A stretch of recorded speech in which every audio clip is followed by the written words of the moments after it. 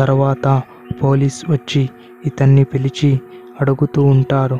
Cut చేస్తే ఈ అబ్బాయి తల గురించి విని వీళ్ళందరూ ఎగతాళి చేస్తూ ఉంటారు. అందుకు ఈ అబ్బాయి కోపంతో అక్కడి నుండి వెళ్ళిపోతాడు. అలా వెళ్తూ ఉంటే దారిలో ఇతనికి ఒక తల లేని మంగళ్ సింగ్ కనిపిస్తాడు. అప్పుడు అబ్బాయి భయంతో అక్కడి నుండి వెళ్ళి వాళ్ళ ఫ్రెండ్స్తో నాకు ఆ తల లేని మనిషి మళ్ళీ కనిపించాడు అని అంటాడు. అప్పుడు వీళ్ళంతా పదండి చూద్దాం అని అక్కడికి వచ్చి చూస్తే ఎవ్వరూ ఉండరు. అప్పుడు ఈ అబ్బాయి ఇక్కడే ఉన్నాడురా ఆ తల లేని మనిషి, అతని చేతిలో గొడ్డలి కూడా ఉంది. దీన్ని విన్న ఆ పిల్లలందరూ ఇతన్ని మళ్ళీ ఎగతాళి చేస్తారు. తర్వాత రోజు కూడా ఇతన్ని ఎగతాళి చేస్తూ ఉంటారు.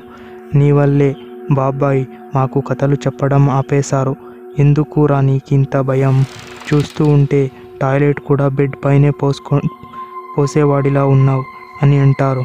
అప్పుడు ఈ అబ్బాయి నీకేమైనా పిచ్చెక్కిందా, ఆడుకుందాం రా అని ఒక రాయి తీసి పైకి విసురుతాడు. అప్పుడు పైనుండి ఒక తల కింద పడుతుంది. దాన్ని చూసిన వీళ్ళందరూ అమ్మో తల అని భయంతో అరిచేస్తారు. కట్ చేస్తే తర్వాత రోజు వీళ్ళందరూ క్రికెట్ ఆడుతూ ఉంటారు.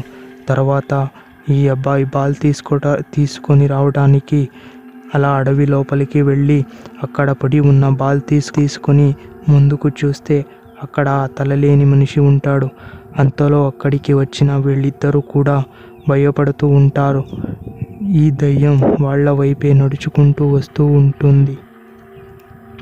అప్పుడు అక్కడి నుంచి తప్పించుకోవడానికి అక్కడి నుంచి పారిపోతూ ఉంటారు. దయ్యం వాళ్ళని తరుముతూ ఉంటుంది. వీళ్ళు ఎలాగో తప్పించుకొని వెళ్ళిపోతారు. తర్వాత ఈ అబ్బాయి ఆ తలలేని మనిషి గురించి చెప్తే వాళ్ళ ఇంట్లో ఎవరూ నమ్మరు. ఆ అబ్బాయి నాన్న వీడి ఫ్రెండ్ గుణాల్ వాళ్ళ నాన్న చెప్పాడు.